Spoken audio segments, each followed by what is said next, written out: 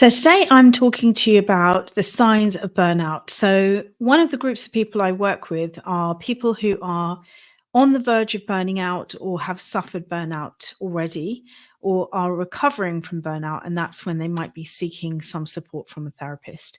So I just thought I'd talk to you about the signs of burnout because you may not be aware of what they are.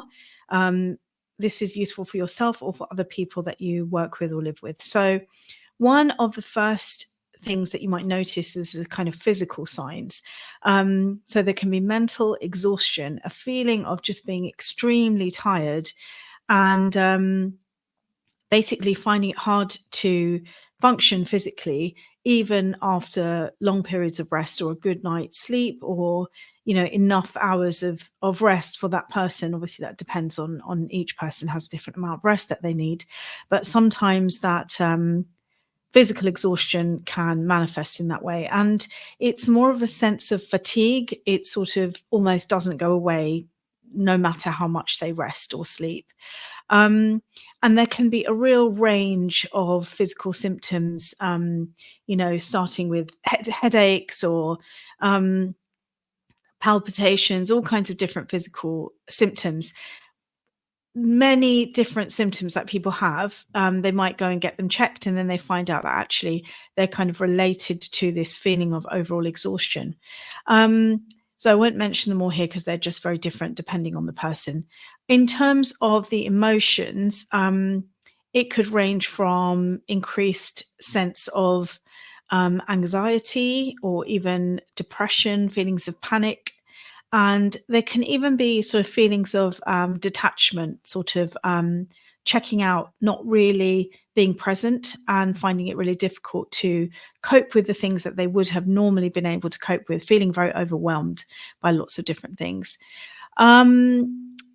Mentally, there can be trouble focusing on things or staying on task, completing tasks, maybe things that they would have been able to do in the past, which they now feel so overwhelmed they're not able to do them anymore.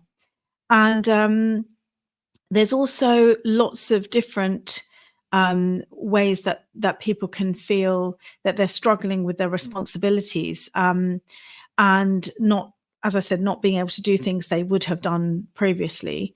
And there's the sense of neglecting self-care, just not really looking after themselves. So it might be even the most basic personal needs that people usually do, like, remembering to eat and not sort of neglecting those basic needs. Sometimes people try to find coping mechanisms, and one of them might include an increased dependence on substances, which is obviously a bit of a flag there.